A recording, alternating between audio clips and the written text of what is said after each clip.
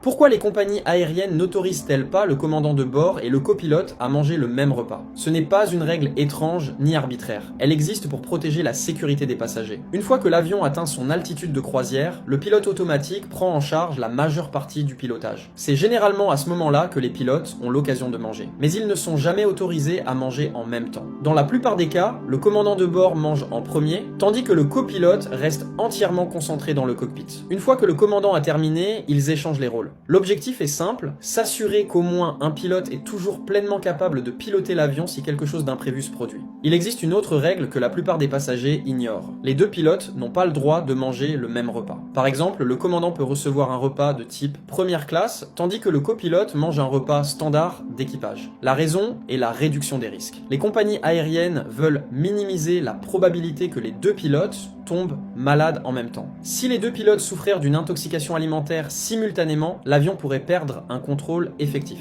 Et c'est un risque que l'aviation ne peut tout simplement pas accepter.